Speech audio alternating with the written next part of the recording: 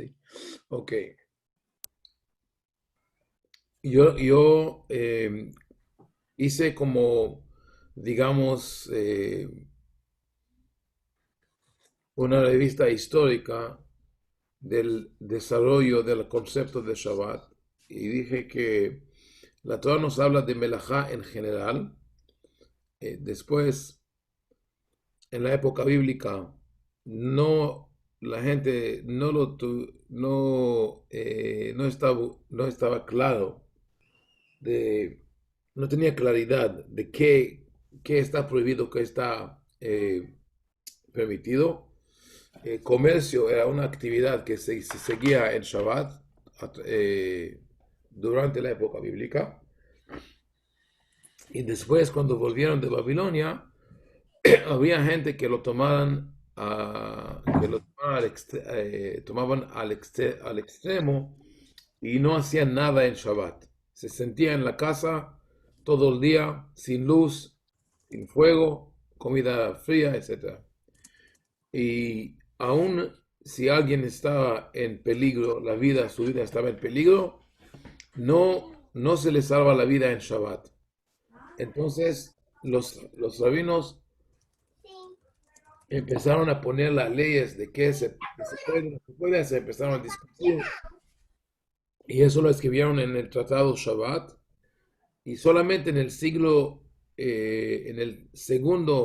segundo, el tercer siglo, cuando el rabino Rabbi Danassi Filha, por favor, compuso, sai aqui do quarto. compuso la Mishnah, solamente en este momento él compuso esa lista de los 39 trabajos, que él no intentaba que la lista sea una lista absoluta, sino como una lista de referencia, como dicen to-do list, ¿sí? Que cuando tiene algo para chequear qué es lo que tengo que hacer, este. Bueno, una lista general que la hizo usando listas que ya existían. La lista de todos los trabajos necesarios para preparar pan, para preparar ropa de lana y para preparar o pergamino del cuero y otros trabajos misceláneos, como decimos. El problema fue, y eso es lo que temía Rabbi Yudan así desde el principio, cuando él compuso la Mishnah. El problema fue que apenas él escribió la Mishnah, empezaron los comentaristas a discutir lo que él escribió. Y por eso llegamos eh, al problema, por ejemplo, de melajot, de trabajos que tienen que ver con separación o filtración, que en la lista de la viuda Nasi hay cuatro de ellos, porque así se hacía cuando preparaba pan, tenían que primero separar la cáscara del grano y después echarlo al viento y después sacar piedras y después de moler y preparar harina, eh, filtrar la harina. Entonces son dos trabajos diferentes que tienen que ver con separación de comida y no comida, ¿sí? Pero tienen, pero cuando los comentaristas vieron esos cuatro, dijeron, bueno, ¿qué elemento tiene este trabajo que no tiene ese trabajo, ¿sí?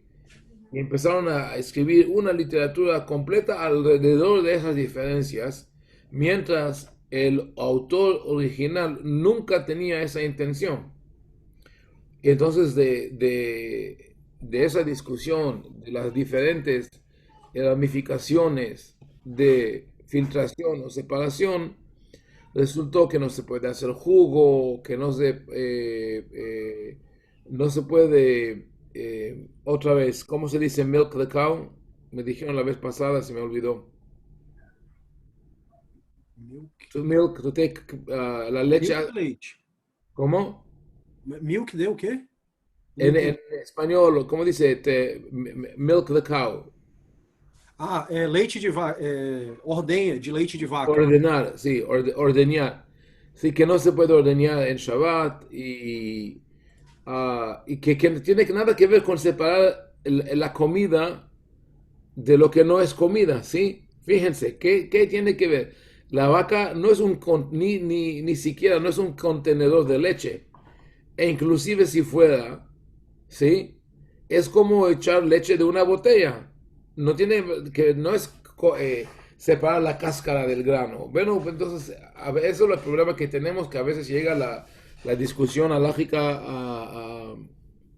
a planos ridículos. De todas maneras.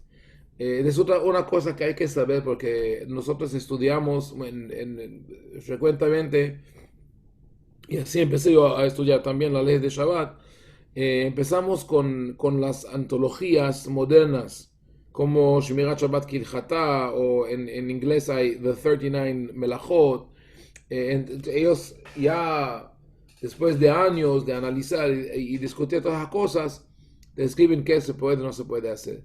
Y a veces pensamos, bueno, así es, no hay otra forma. Por ejemplo, doy otro ejemplo. La lista de vida nací habló de cortar cuero y también romper para, para hacer ropa, ¿sí? Es called correr al menat litposh de tfirot.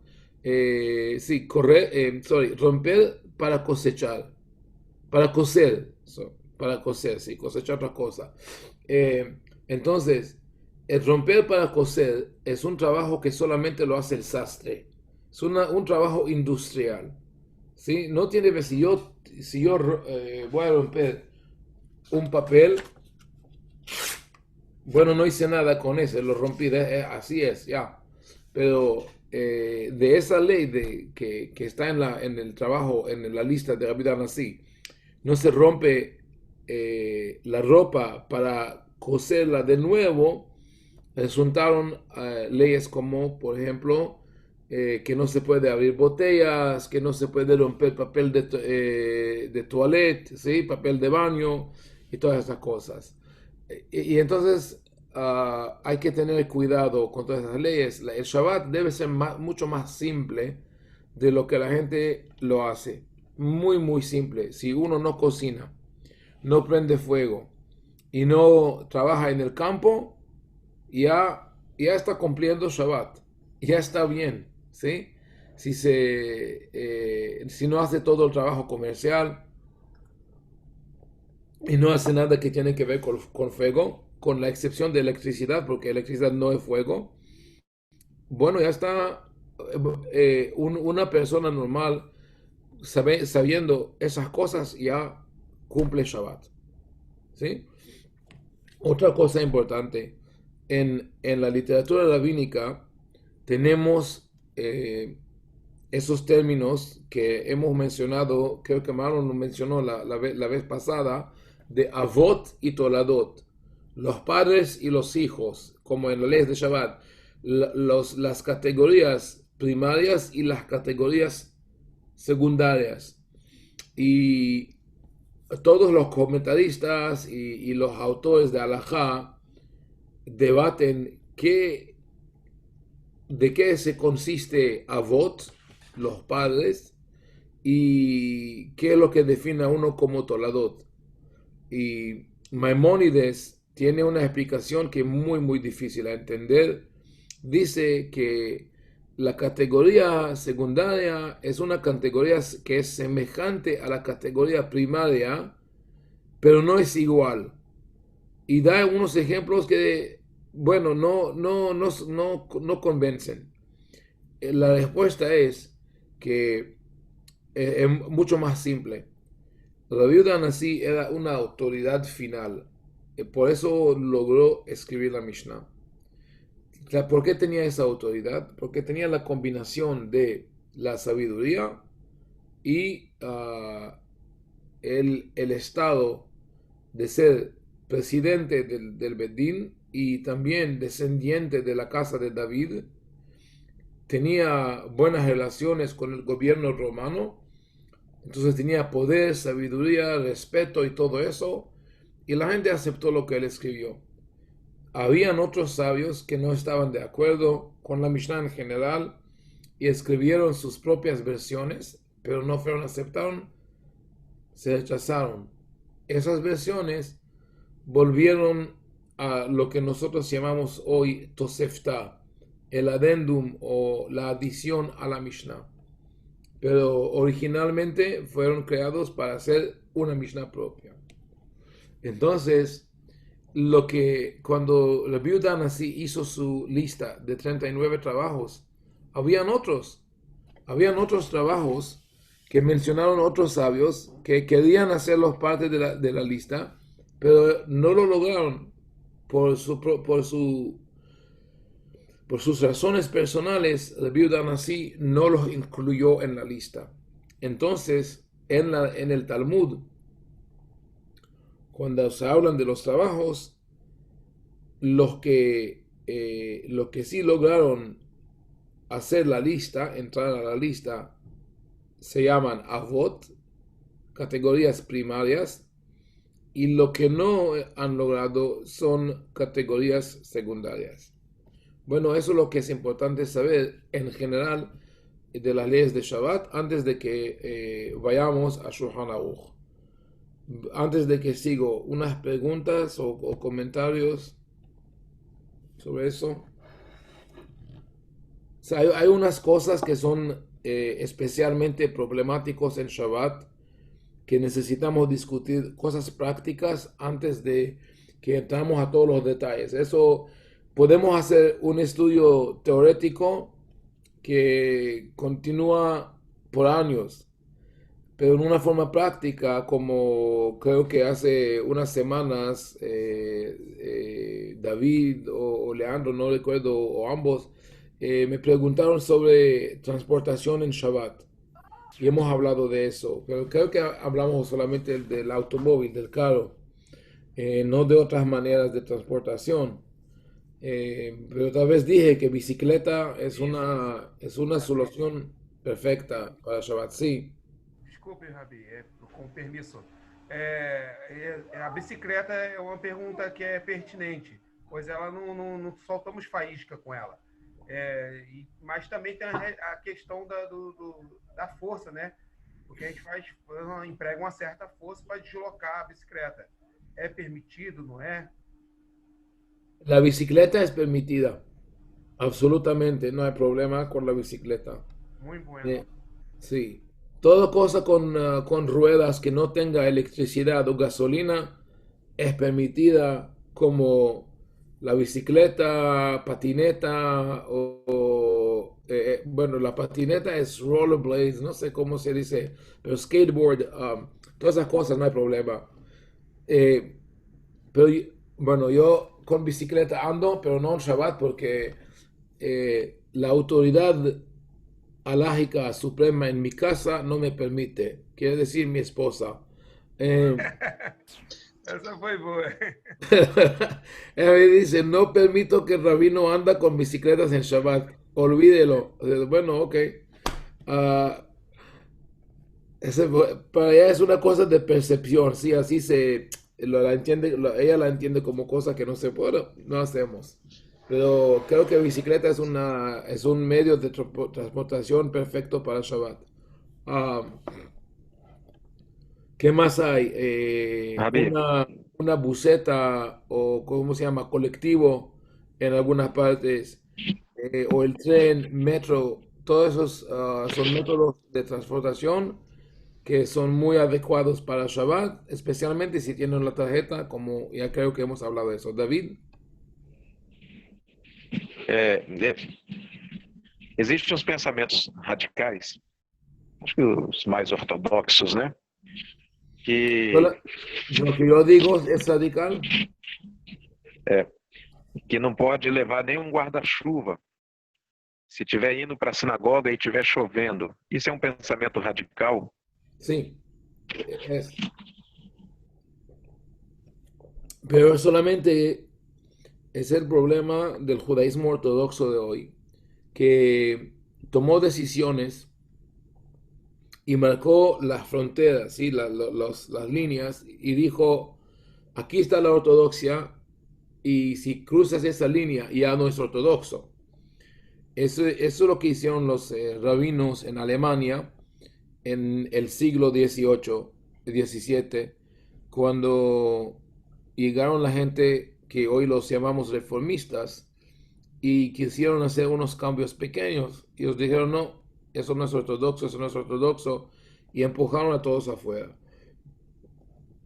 Si podemos entender que hay dentro del mundo ortodoxo o observador, hay diferentes niveles y hay diferentes necesidades. Observar la religión sería más flexible y más inclusivo. Creo que ya he mencionado ya sobre la bicicleta. Hay mucha gente que lo hace. Digamos en la comunidad sefaradí de Nueva York, ¿sí? Todos, no todos, la mayoría de los sefaradim que son judíos de Siria en Nueva York montan bicicleta en Shabbat. Pero hay unos de ellos que no lo aceptan y entonces yo hace años escribí un artículo sobre eso para probar que no hay problema, sin ningún duda uno puede usar bicicleta en Shabbat. La facción más ortodoxa llamó a uno de sus rabinos para que escribe algo para contestar lo que yo he escrito. Y él trataba de rechazar mis argumentos y por fin no pudo, tenía que admitir que es permitido, pero dijo, nosotros no lo hacemos porque no es la costumbre de los Ashkenazim, nuestros vecinos. Entonces cuando montamos bicicleta y pasamos a través de sus vecindarios, se ofendan, ellos se ofenden. Entonces es un argumento muy, muy débil. Y quiere decir que si no hay Ashkenazim alrededor no hay problema, ¿sí? Entonces sí es radical, pero solamente si uno no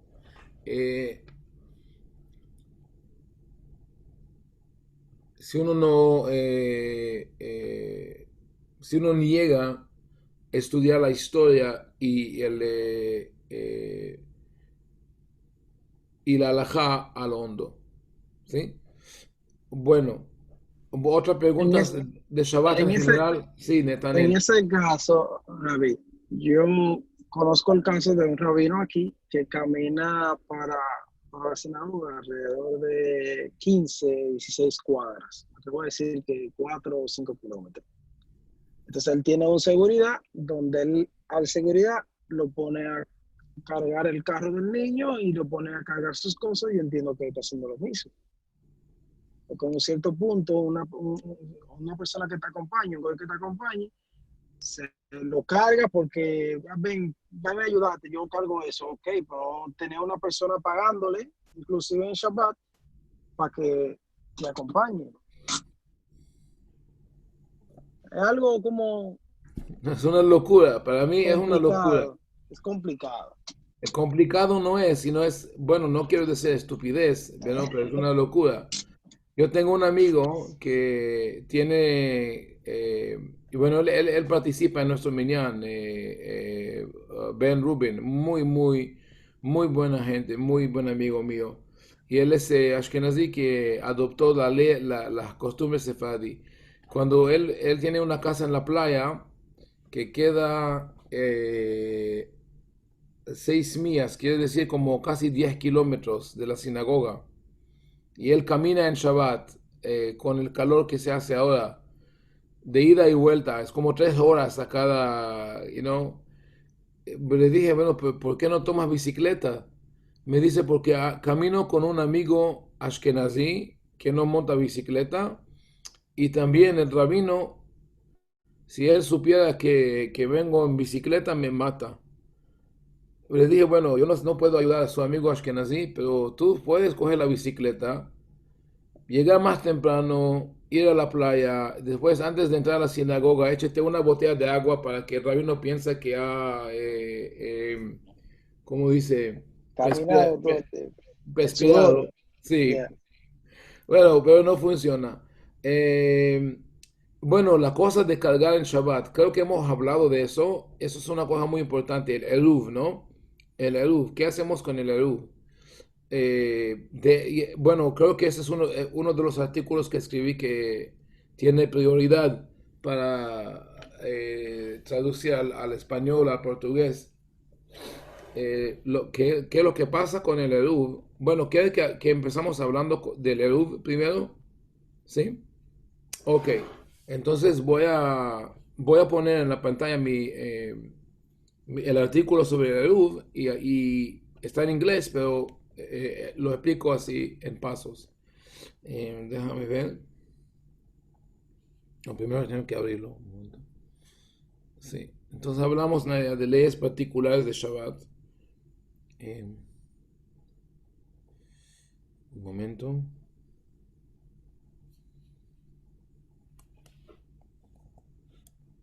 ¿Saben qué? Primero les digo eso.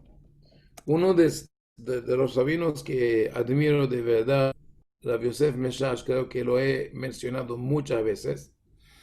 Rabbi Yosef Meshash escribió sobre eso y dijo que hoy en día no existe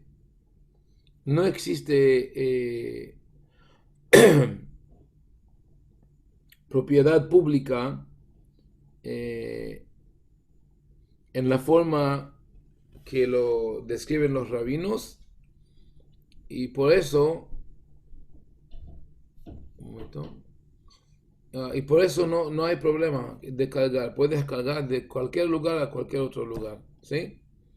Que sea si anda con sus hijos, con su familia y tiene que cargar cosas, no hay problema, todo lo que es necesario puedes hacer. Eh, Especialmente hoy con la cuarentena, ¿sí? La máscara o lo que necesita. Netanel, él no se junte a la clase. Remind me, ¿me recuerda su nombre? David, David. no te saludas. David, ay, ¿cómo está? Shalom. Ok. Bueno, vamos a ver ese artículo. Ok. Un momento, déjame cambiar el color porque me da dolor del ojo. Un momento.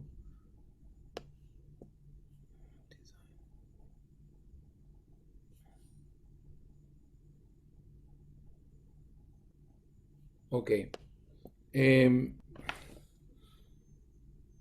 bueno, así escribí que sabemos que Eruv es uno de los problemas más grandes de la ortodoxia judía. En muchas ciudades, no solamente que se invierte mucho dinero para construir el Eruv, eh,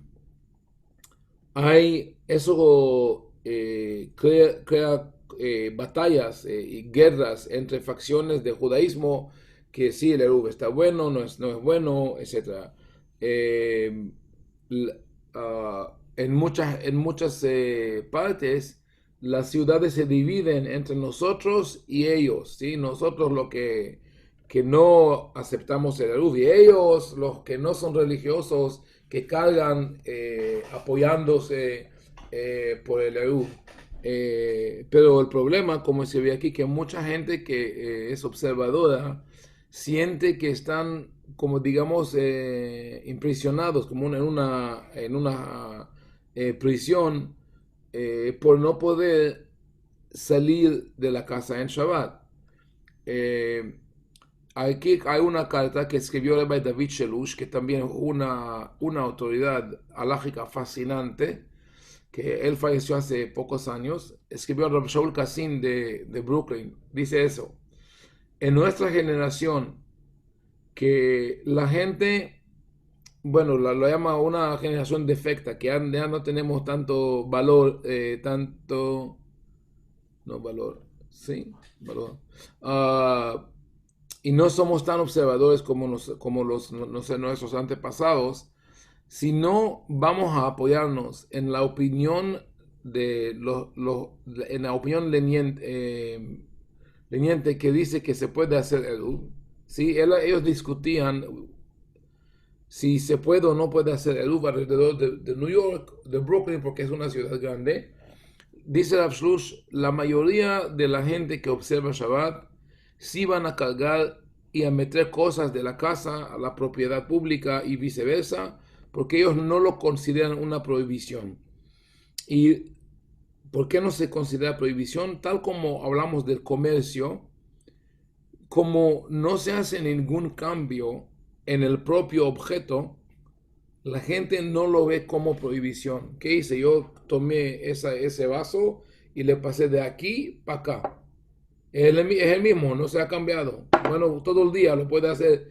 ¿Qué hice? Crucé una línea imaginaria entre la propiedad pública y privada. Bueno, aquí escribí los problemas relacionados con el eruv. Bueno, número uno, el precio de construir el eruv es tremendo, a veces en millones de dólares. Después tenemos mantenimiento, que es afuera de Israel, es por gente privada, no por rabinato. Y entonces eso depende de la riqueza o del poder de la comunidad. Y entonces las casas dentro de la área del eruv, casas, apartamentos, son más caras. Entonces parejas jóvenes o gente que no pueden comprar o alquilar casas ahí se encuentran fuera del eruv. Otra cosa, otro problema muy común, que el eruv se cae antes de Shabbat, como hay, por ejemplo, un blackout, ¿sí? Se corta la corriente o, o hay una tormenta o un viento poderoso, muy fuerte, y entonces el eruv está down, si no se rompió antes de Shabbat, y la gente no sabe que si funciona o no, y toda la comunidad está paralizada. Otro problema, parejas con niños pequeños que no pueden caminar, no pueden salir de la casa en Shabbat, no pueden visitar familia o amigos, no pueden ir a la sinagoga, etc. A veces otra cosa, a veces gente que viaja antes de Shabbat llega al aeropuerto antes de Shabbat, pero si van a salir, saben que si salen no alcanzan a llegar a la casa antes de Shabbat y no quieren dejar sus propiedades en el aeropuerto, entonces quedan todo Shabbat en el aeropuerto, y igual hay problema de gente que está de vacación. Ok, ahora vamos a hablar del eruv, de dónde sale, ¿sí? La discusión alrededor del eruv depende de la definición del término propiedad pública. Hay unos que dicen, eso va la discusión empezó en la época, digamos, en el 10º, 11º siglo, que unos dicen que para que un lugar se considera propiedad pública, es suficiente tener calles que son más o menos 8 metros de ancho, ¿sí? 8 metros o 8 de 8 a 10 metros, no es claro. Otros dicen que eso no es suficiente y que tiene que tener dos condiciones, que es un tráfico diario de 600,000 personas.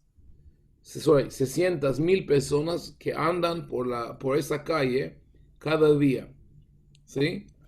Esas opiniones, ambas opiniones, están mencionadas en el Shulchan Aruch, la primera en una forma anónima y la segunda bajo la capción hay unos que dicen, quiere decir, el Shulchan Aruch dice, para que una propiedad se considera propiedad pública, tiene que tener vías anchas de 8 a 10 metros.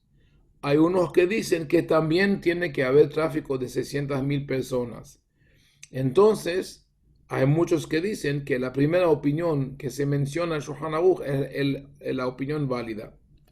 Y entonces, hoy en día, como la mayoría de las ciudades tienen vías que son tan anchas, en todas partes hay propiedad pública. Rabbi David Shelush, cuando habla de Leuven en Brooklyn, escribe que generalmente cuando el Shulchan Aruch escribe en esa manera, él opina como la opinión anónima, pero dice aquí no se aplica esa regla porque la mayoría de los rabinos sefaradíes siguen la primera opinión, la mayoría de los rabinos ashkenazí siguen la segunda opinión, entonces ambas opiniones coexisten, son válidas, y entonces podemos apoyarnos sobre ambos. Ok, sobre ambas opiniones. También que tengo que decir que después creo que lo escribo en el artículo, hace tiempo que no lo he leído, pero creo que hice ese estudio a ver si en el pasado, cuando fue escrita la ley, en la época de la Mishnah, si habían calles de esa, ¿cómo se dice? ¿Anchura? No. Sí, de ese ancho. De ese ancho, ok. Y no habían en Jerusalén, en Israel, en todas partes, no tenían calles que eran tan anchos, sino la plaza central de la ciudad, el mercado, es el único lugar donde uno podía tener esa realidad. Entonces, bueno, sigamos con las... bueno, factores que apoyan una actitud más leniente.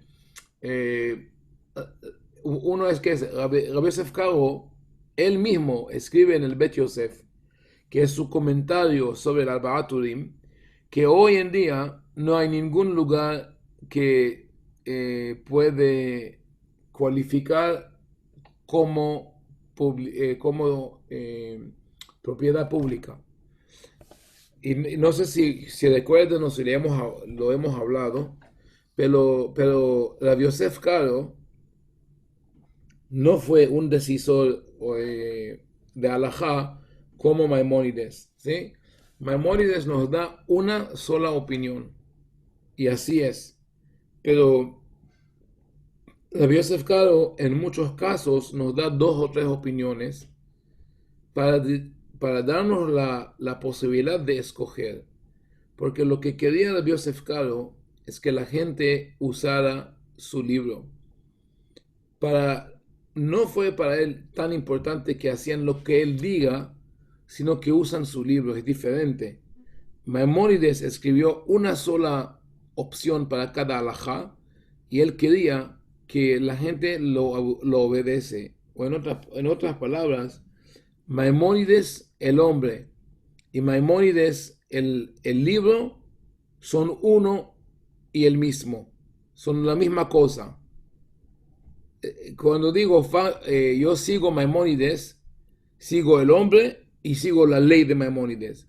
Cuando digo yo sigo a Rabbi Yosef Karo, no es el mismo cuando uno dice yo sigo el Shulchan Aruch, porque en el Shulchan Aruch hay más que una opinión.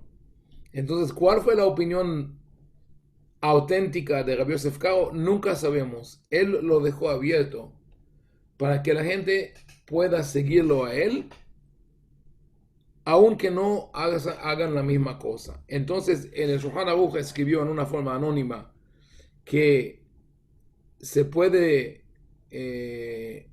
existir propiedad pública con anchas calles solamente sin tráfico diario de 600.000 personas, pero en el comentario Bet Yosef escribió hoy en día no tenemos propiedad pública. ¿Cómo puede ser? Eso dije que se puede explicar, que Rabbi Shimon ben Lakish, que está mencionado en el Talmud, dice que para que un lugar se considera propiedad pública, tiene que ser completamente plano, sin montañas. Aquí está esa...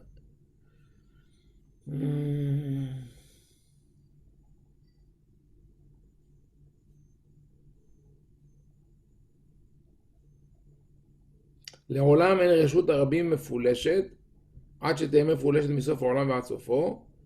אין רשות הרבים בעולם הזה, אלא לעתיד לבוא, שנאמר כל גיא יינשא. Dice, hoy en día no hay propiedad pública, porque la Reshut HaRabim, lo que se llama Reshut HaRabim, existió solamente en el desierto. Ahí todo estaba plano, no había montañas. Y hoy en todas partes hay montañas, entonces donde hay montañas y valles, no existe Reshut HaRabim. Bueno, es interesante, debemos volver a eso. Rabbi Yehuda Levi, muy famoso autor, poeta de Sefarad, escribe en el libro de Kuzari que la ley de Eruv es una ley rabínica. Mire, ¿qué es lo que dice? Ustedes saben del Kuzari, ¿verdad? Todos conocen el libro. Hay uno que no conoce el libro de Kuzari, que no sabe qué es. Bueno, sí, conocemos.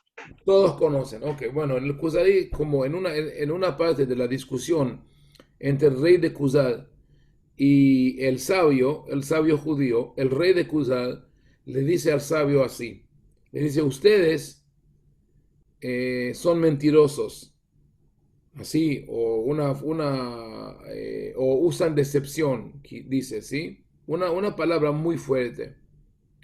Porque le dice el sabio, porque le dice el rey, porque la Torah dijo que no se puede cargar objetos de una propiedad a la otra. Y ustedes ponen un hilo alrededor de la ciudad y dicen, aquí es propiedad pública, aquí es propiedad privada y todo está bien. Para mí es una mentira, ¿sí? Tiene razón. Si no puede, imagínense que se tienen que defender las fronteras del país y se pone solamente un hilo y dice, bueno, hasta aquí está Brasil y aquí, Colombia, ¿sí? Y no se puede pasar el hilo. O como hay un chiste de los sabios de Helem en una ciudad en Poland, que dice que dicen que eran muy estúpidos. Entonces se hacía mucho frío y la gente no tenía leña para calentarse. Entonces dijo uno de los rabinos, podemos hacer un eruv para el frío. Y rodearon la ciudad con un hilo y dijeron, hasta aquí es invierno y aquí dentro de la ciudad es verano. Y vino el mayor y puso su mano afuera. ¡Ay, hay tan frío ahí afuera! ¿Sí? Es un chiste sobre el eruv. ¿Sí? No, claro que no funciona. Entonces eso es lo que dice el rey al sabio. ¿Cómo pueden decir que un hilo hace a toda la ciudad una propiedad privada? Es un chiste. Y así contesta el Hajam, el sabio, dice así. אמר החבר, חס ושלום שיסכימו המון חסידים וחכמים על מה שיתיר קשר מקשרי התורה. Si Dios no permite que una multitud de gente piadosa y sabia estará de acuerdo de cambiar las leyes de la Torah. No es posible. Entonces, ¿cómo explicamos el eruv? Ajem mezarzim v'omrim asu siag la Torah. ¿Sí? Ellos dicen que nosotros tenemos que crear las paredes para defender la Torah. Entonces dice el Hajam, מן הסייגות שסייגו שאסרו ההוצאה וההכנסה מרשות היחיד לרשות הרבים ובהפך. una de las paredes o de las reglas rabínicas es que es prohibido sacar objetos de la propiedad privada a la propiedad pública. Mashelo asraze a Torah. Esas palabras muy importantes que la Torah no lo ha considerado prohibido. ואחר כך גלגלו בסייג ההוא גלגול להרווחה, כדי שלא תחשב השתדלותם כתורה. Y después, dentro de esa regla, hicieron una apertura para que la gente no sufre y para que ellos no le dan a su regla la misma autoridad de una prohibición bíblica.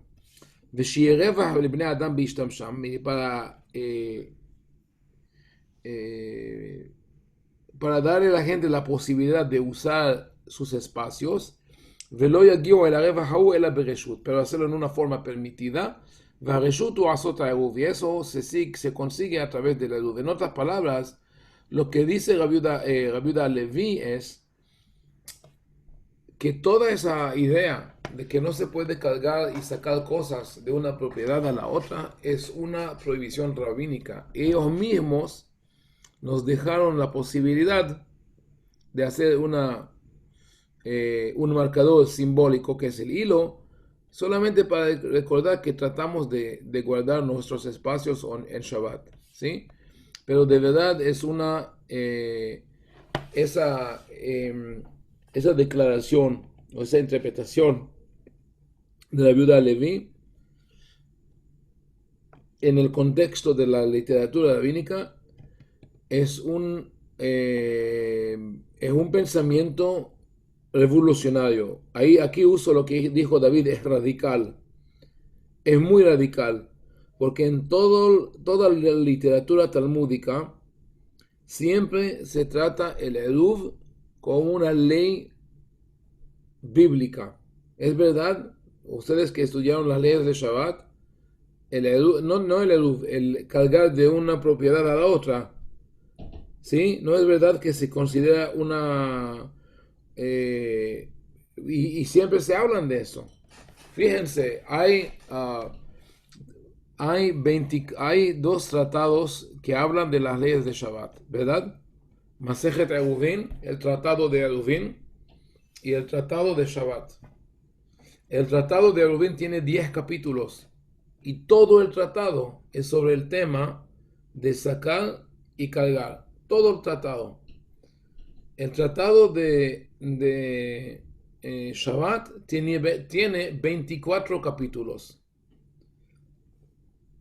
De esos 24 capítulos que tratan de 39 melajot, ¿cuál sería el mediano?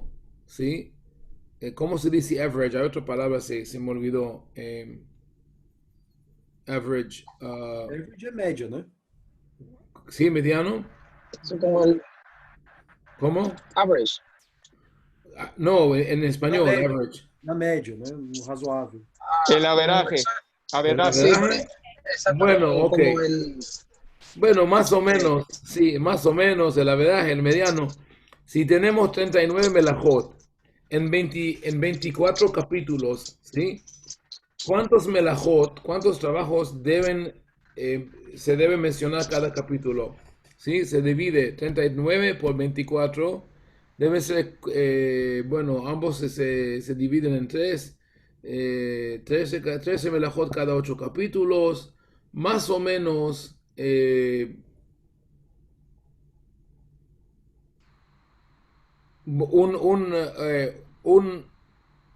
en cada 2 capítulos 3 melajot, ¿sí? Así debía de ser, pero miramos un momento el tratado de Shabbat y lo contamos juntos, ¿sí? De cuántas melajot se están mencionadas en cada capítulo. Un momento, voy a compartir la pantalla aquí. Voy a ir a Mejor Mamre, donde está la Mishnah.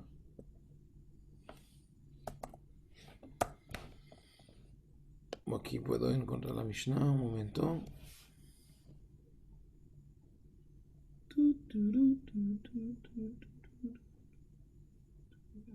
Ok, aquí está el tratado Shabbat.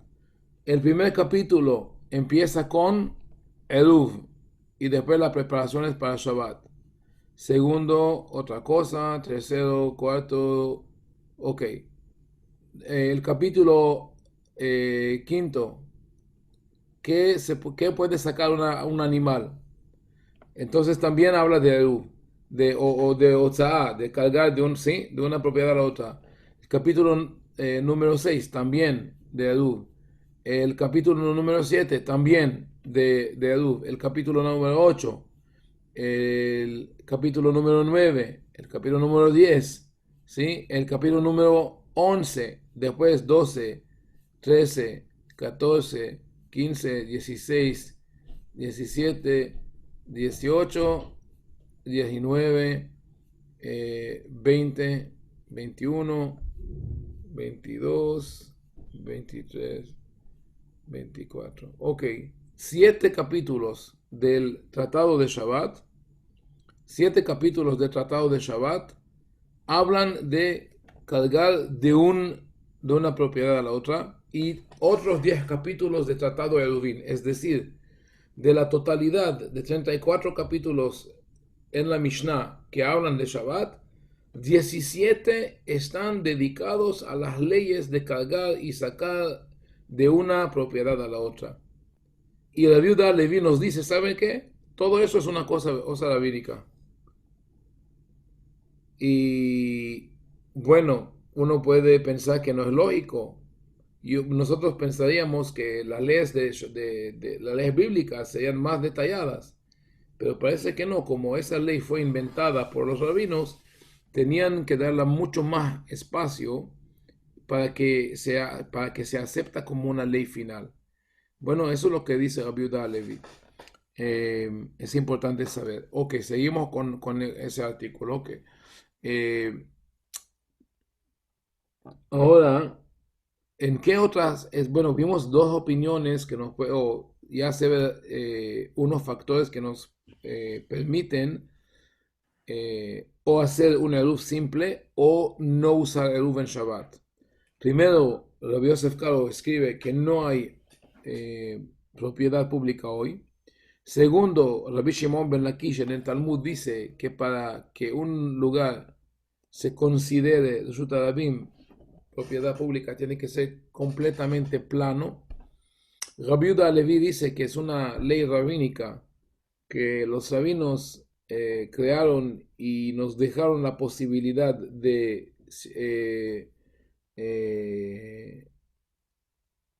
sobrepasarla con el eruv.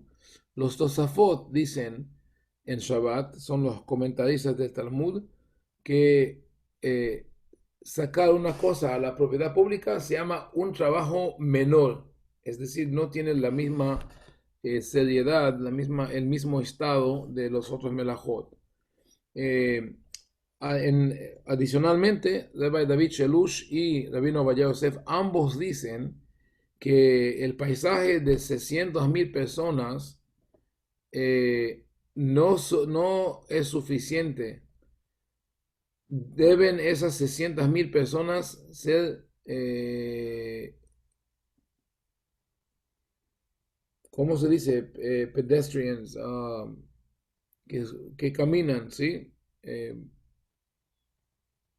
Ayúdenme aquí. ¿Cómo se dice? Peatón. Peatones. Peatón. Sí, gracias. Bueno, hace tiempo que no usé esa palabra, peatones, sí. Entonces quiere decir, por ejemplo, que casi no hay una ciudad en el mundo, tal vez en China, no sé, que hay una calle donde pasan 600,000 personas caminados, peatones, cada día. Eso no existe. Moshe Feinstein dice otra cosa. Él dice que esa ley de que la calle se llama propiedad pública solamente se aplica a una calle que corta la ciudad de un lado al otro y que sigue derecho sin dar la vuelta a ninguna parte. Bueno, si añadimos todas esas leyes, parece que hoy en día no tenemos la propiedad pública, como dijo Rabbi Yosef Karo. Y en ese contexto, escribió Rabbi Yosef Mesas así. Él escribió que como Rabbi Yosef, ok, bueno, es una cosa un poquito más complicada, pero la lógica de Rabbi Yosef Mesas es maravillosa. Y claro que la comunidad observadora no lo ha aceptado. Él dice así, hay dos propiedades que los rabinos, de lo que los rabinos hablan, la propiedad pública y la propiedad privada. Y hay otra propiedad, la propiedad pública es, como dijimos, un lugar donde pasan 60,000 personas al día y que es muy ancha. Y la propiedad privada es la casa privada que está rodeada por una pared o algo así.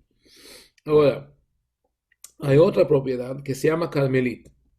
Carmelit es la área mediana, o como se dice en inglés, buffer zone, ¿sí? El buffer entre la que no es ni pública ni privada. Por ejemplo, la playa, la selva, la montaña, todas las partes se llaman Carmelit. Los rabinos dicen que el Eruv solamente sirve para Carmelit, para separar, para cargar de la propiedad privada a Carmelit y de Carmelit a la propiedad pública, ¿sí? Si hay un buffer zone, ¿sí? Y el buffer zone es un momento, ¿cómo se diría buffer zone en español? ¿O se usa la palabra tal así? Nós usamos buffer mesmo. Buffer, ¿no? Sí, es como, bueno, en computación también Uma área espelhada, né? Uma área... Sí, entonces no solamente para distinguir entre la privada y la pública. Entonces dice la Yosef Mesas así, si no hay propiedad pública, como dijo la Yosef Karo, no existe. Entonces tampoco se necesita distinguir entre propiedad pública y propiedad privada. Entonces se fue también esa propiedad que se llama Carmelit, ¿verdad? Porque tenemos una y dos y ese buffer que separa una y dos. Pero si la número dos se fue, no hay propiedad pública, no es necesario tener el buffer zone. Entonces se fue también. ¿Con qué quedamos? Con la propiedad privada. Y entonces dice Rav Yosef Meshash, si todo el mundo es propiedad privada, no necesitamos Eruv. Es revolucionario, ¿sí? Quiere decir de que no importa dónde estés, se puede cargar, se puede sacar cosas de la calle a la casa y al revés. ¿Cómo se explica todo eso? Bueno, yo escribí un artículo más largo sobre eso, viendo históricamente a entender qué es lo que está pasando. Y tiene que ver con el problema que he mencionado la vez pasada, el del comercio en Shabbat. El Eruv, toda esa idea que se no puede cargar en Shabbat, toda esa idea fue introducida por los rabinos para prever,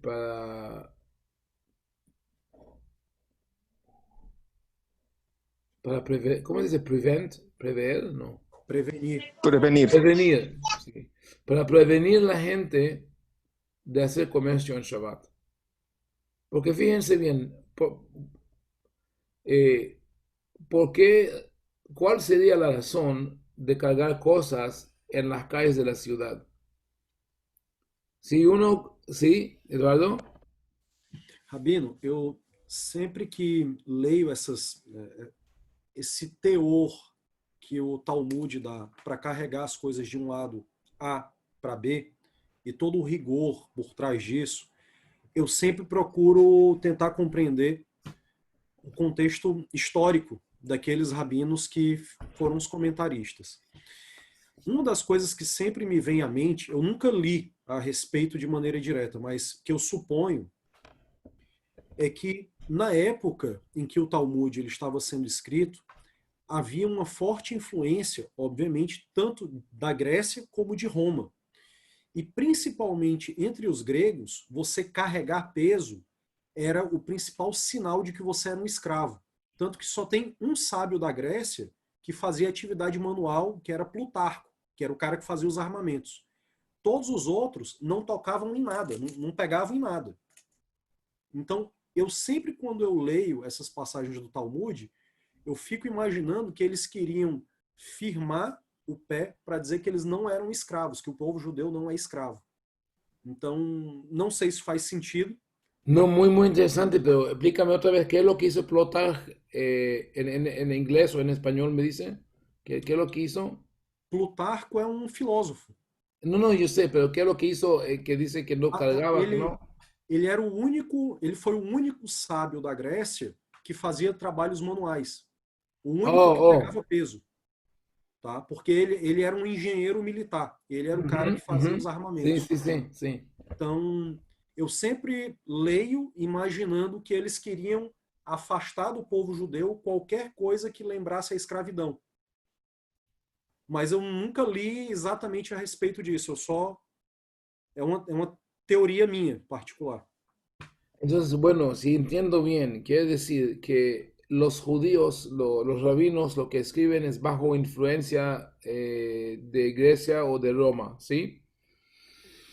Bueno, entonces en el otro artículo que escribí, lo que me puso a buscar eso, hice una búsqueda en la literatura rabínica a ver dónde está la definición del tamaño de la propiedad pública.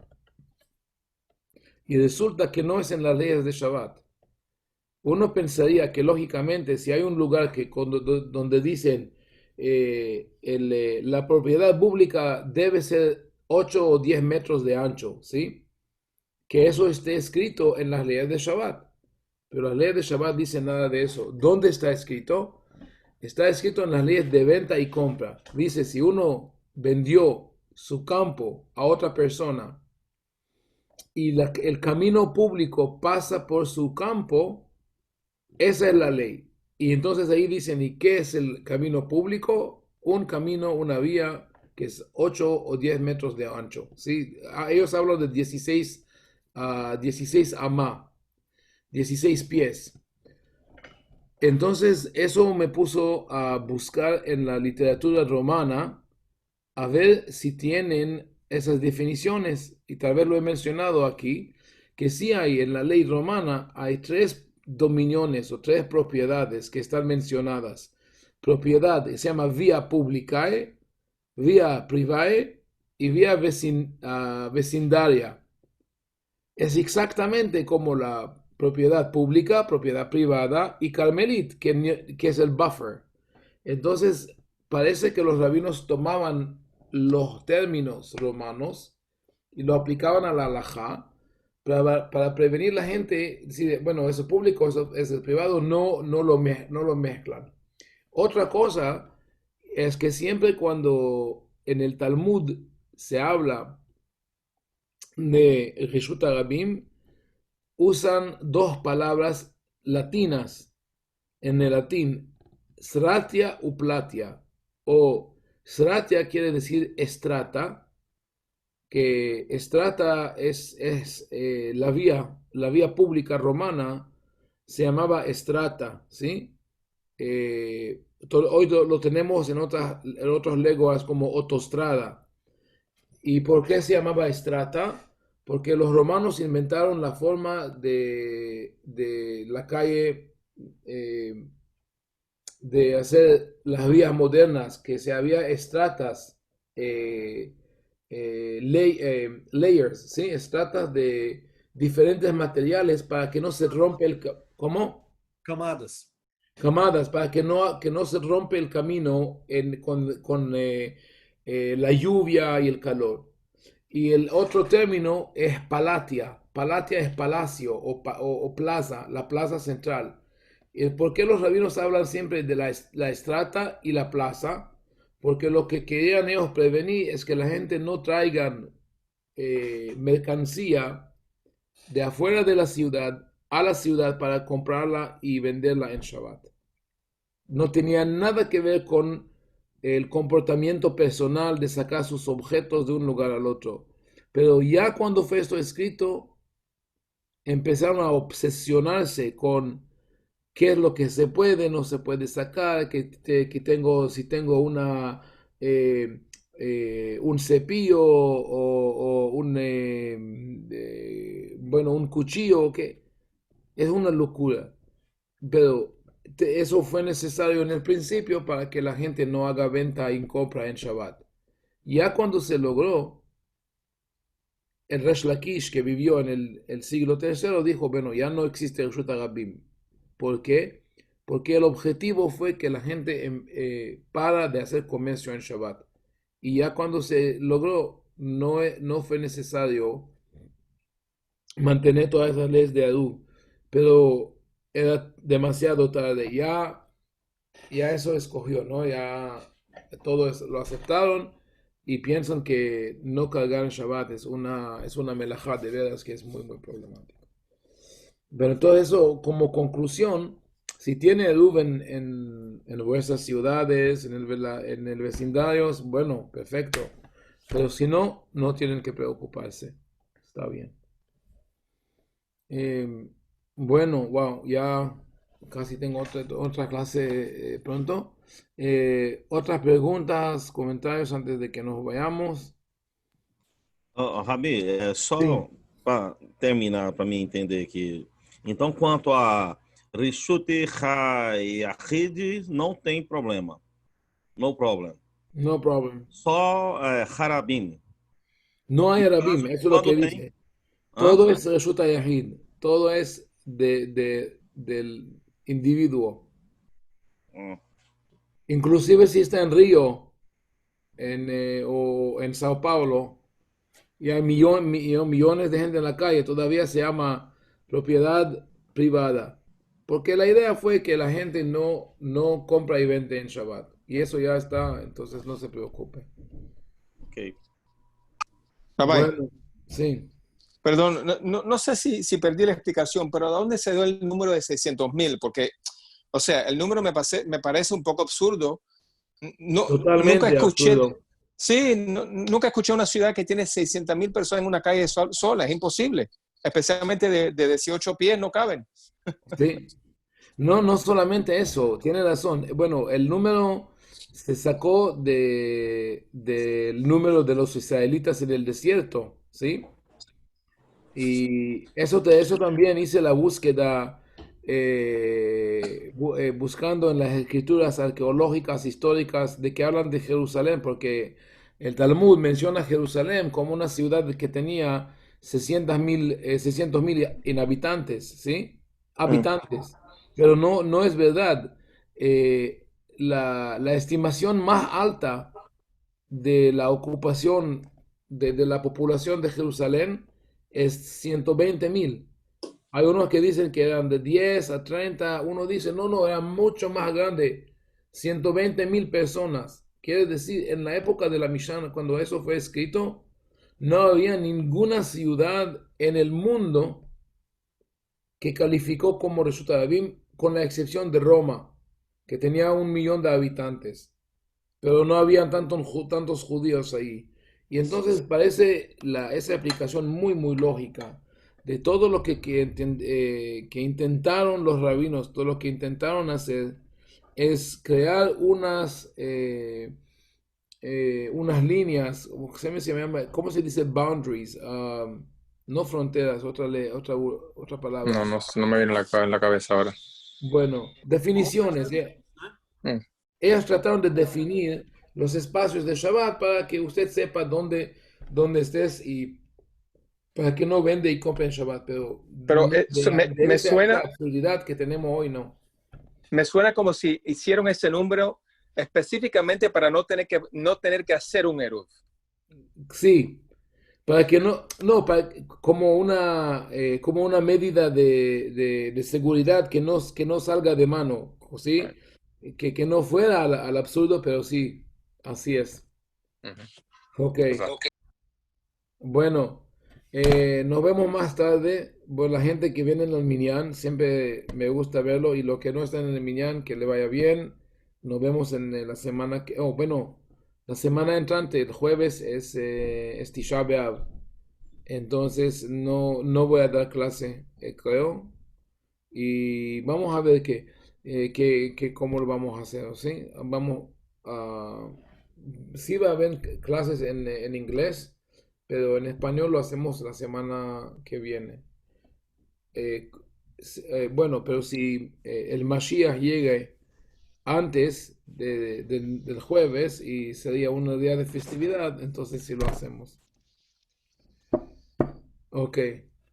להתראות, שלום a todos. Shabbat shalom a todos. Shalom, Rabino. Toda. Shabbat shalom. תודה, obrigado. Shalom. ביי. להתראות. Muito bom. Shabbat shalom. Shalom. ביי סיוון, ביי דוד, Bye bye. להתראות. Shabbat shalom. Shabbat Shalom, shalom. Rabino.